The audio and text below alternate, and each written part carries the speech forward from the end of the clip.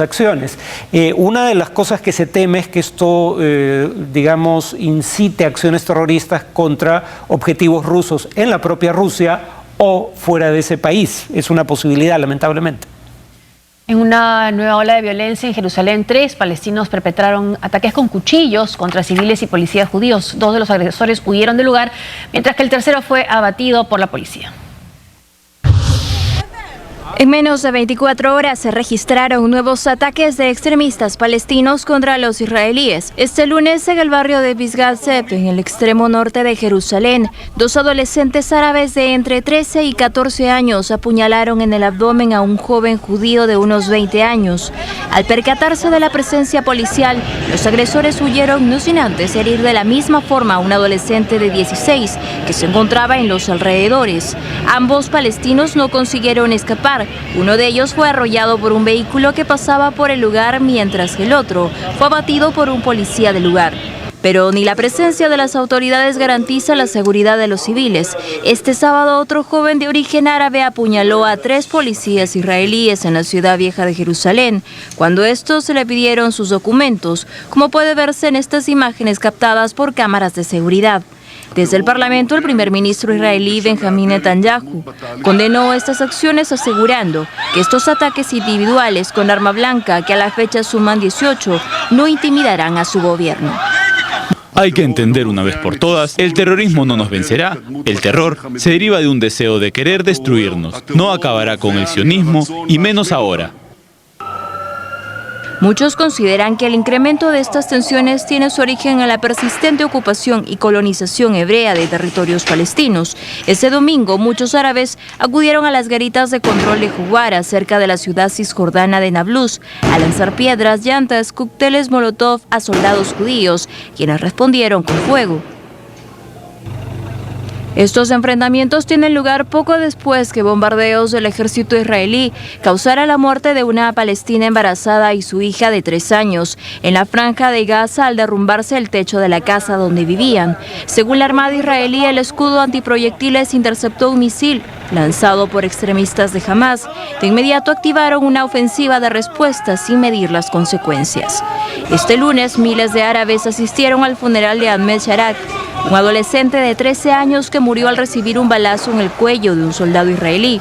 Su deceso se produjo durante las protestas en el campamento de refugiados de Jalazun, en Ramallah, el último fin de semana. Esta escalada de violencia, que se inició el pasado 3 de octubre, pondría en una situación incómoda no solo a Israel, sino también a la máxima autoridad palestina, Mahmoud Abbas. Según un artículo de Business Insider, la nueva generación de árabes se siente frustrada con la gestión de Abbas por no lograr objetivos nacionales como conseguir el reconocimiento oficial de Estado y la liberación de prisioneros, dando mayor protagonismo a la resistencia popular.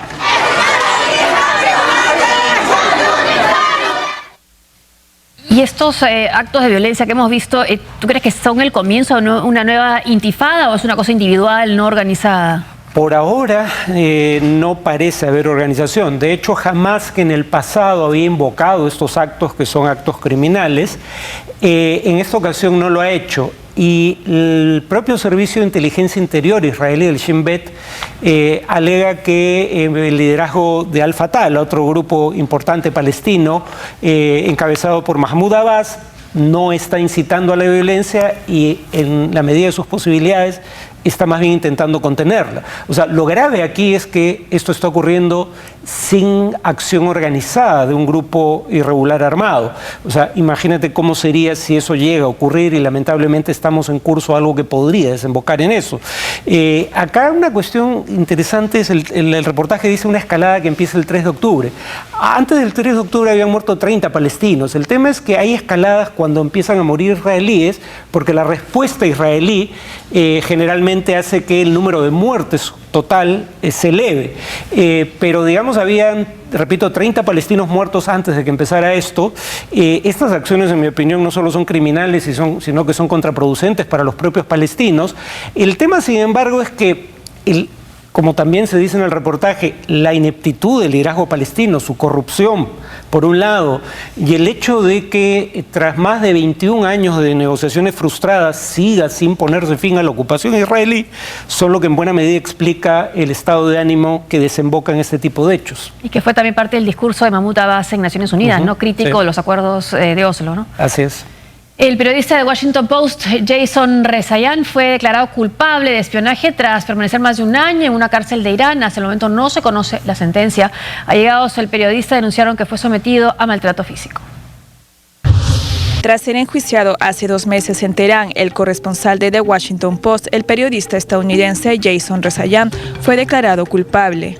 Las primeras noticias sobre el juicio se dieron a conocer ayer. Sin embargo, aún no especificaron la sentencia que deberá cumplir el periodista, que podría recibir hasta 20 años de prisión.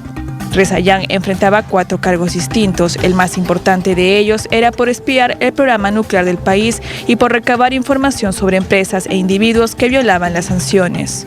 El diario donde colabora Jason Rezaian consideró este fallo como una injusticia indignante.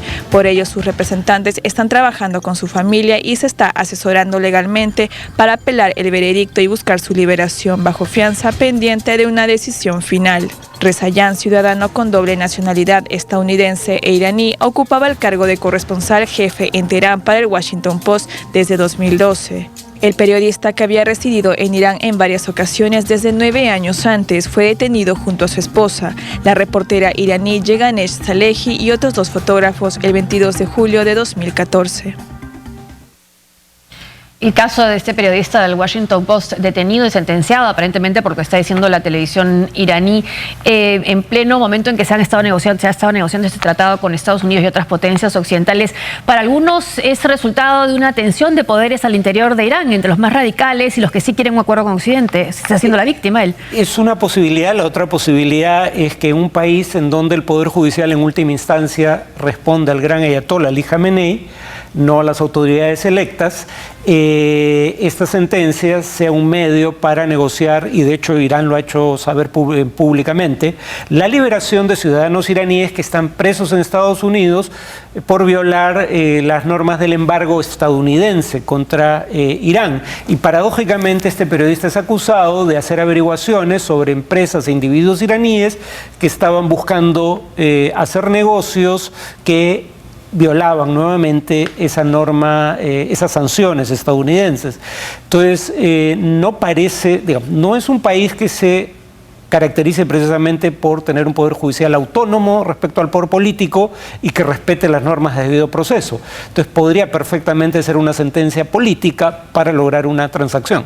Claro, y además del drama personal también hay otra dimensión política, y esto es en Estados Unidos, ¿no? Porque los republicanos que se oponen a este tratado con Irán citan a este americano estadounidense, ciudadano estadounidense y además iraní, porque tiene doble nacionalidad, claro, como una condición indispensable para haber podido firmar ese tratado, ¿no? La liberación. Bueno, él está... En primer lugar, él fue detenido antes de que se firmara el tratado, pero en segundo lugar, el tratado, o sea, lo que Obama dice es, si condicionábamos un acuerdo sobre el programa nuclear iraní a concesiones en temas no nucleares, eso implicaba que de repente, a criterio de los republicanos, deberíamos haber hecho concesiones respecto al enriquecimiento de uranio, por ejemplo, para lograr la liberación de este periodista.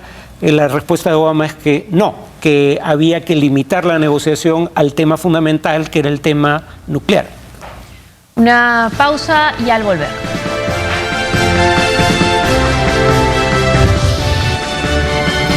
Alemania evalúa establecer una zona de tránsito en sus fronteras para controlar, organizar la llegada de los